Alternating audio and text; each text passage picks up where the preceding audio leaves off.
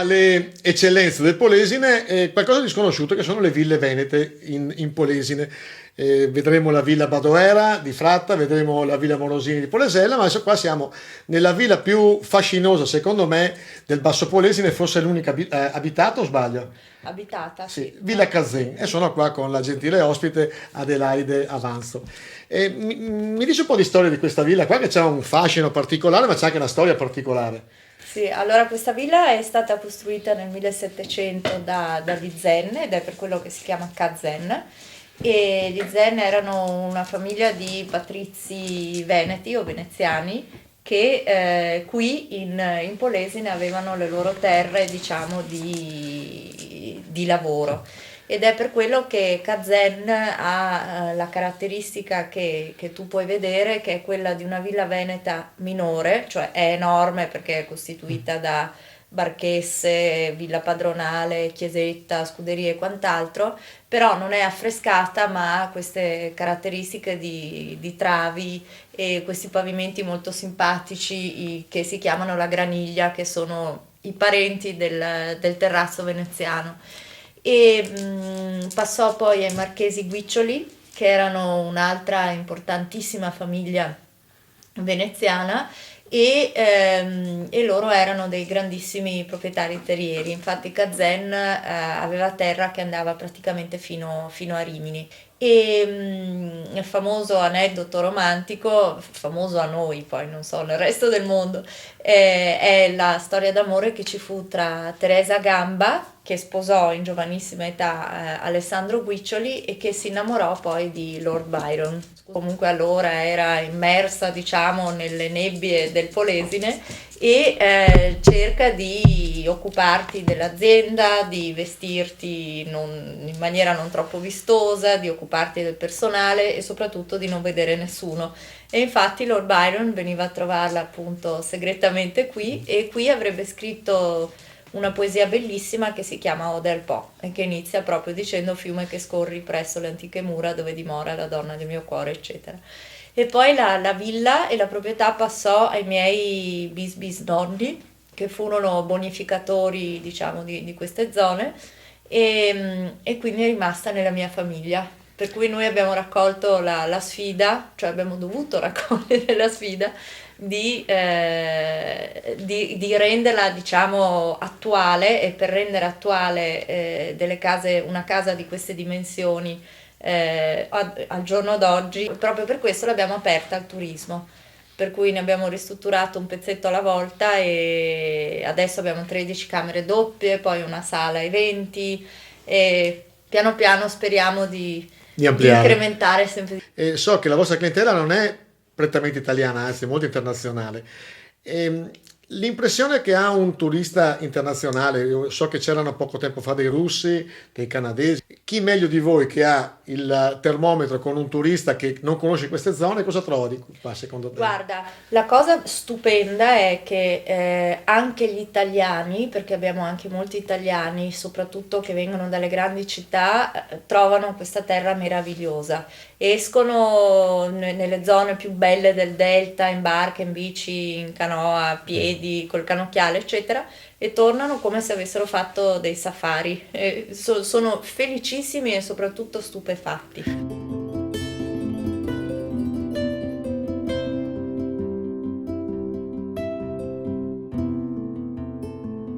Il Polesine, Eh. come si misura con le altre realtà venete che sono importantissime, il lago di Garda, le montagne, la zona di Isola, eccetera.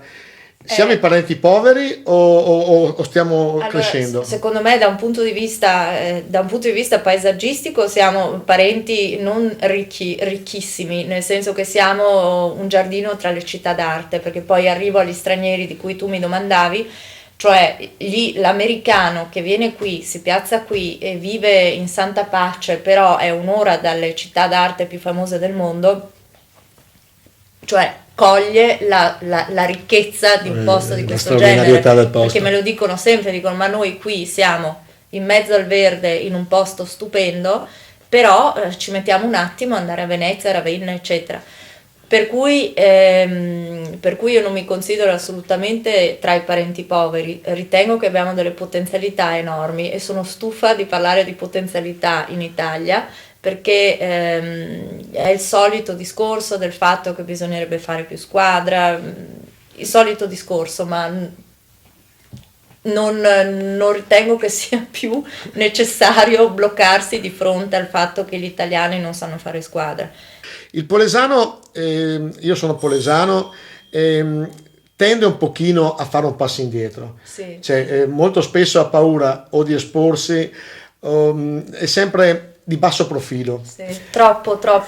Ed è anche vero che moltissimi ospiti che vengono qui non fanno che ripetermi, ma perché continuiamo tutti a pensare alla Camargue? Questo qui è un posto meraviglioso, per cui è vero che è il polesano il primo a dover credere, diciamo, in questa terra, e siccome una delle caratteristiche più belle degli italiani è quelle che alla fine si reinventano sempre e ce la fanno, sì. Mi riaggancio a questo aneddoto di cui tu mi chiedevi, dove appunto questa mia carissima amica svedese che ha studiato per anni al Karolinska, che è un istituto mondialmente famoso e da cui escono i premi Nobel, dice sempre che una delle caratteristiche stupende degli italiani è che non si arrendono mai e trovano sempre la soluzione.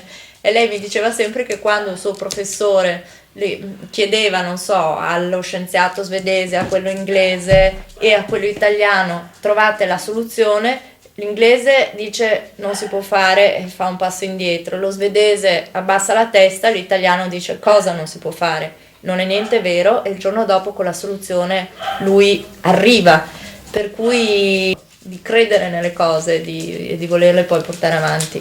La cosa bella di questa villa è il suo fascino e il fatto forse di essere ancora immersa nel verde e circondata dal niente, mentre molte altre ville molto più importanti di queste forse vivono più sacrificate perché a ridosso di strade o di vie, diciamo, trafficate. Qua no, qua questo non succede, abbiamo il fiume e poi abbiamo i campi.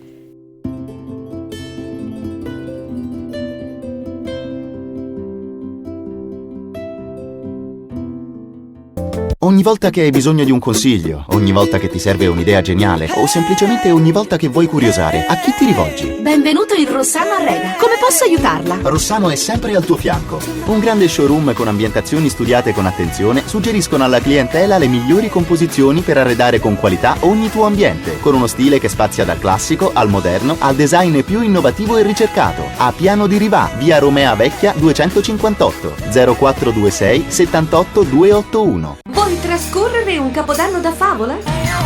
Carpe Diem, ristorante pizzeria a Bocca 7 di Porto Tolle in via Kennedy 45. A tua scelta menù di carne o di pesce oppure una delle tante gustose pizze. Prenota allo 0426 38 52 92 e festeggia con noi il tuo capodanno. Bar, ristorante pizzeria Carpe Diem, via Kennedy 45, Bocca 7 di Porto Tolle. Telefono 0426 38 52 92.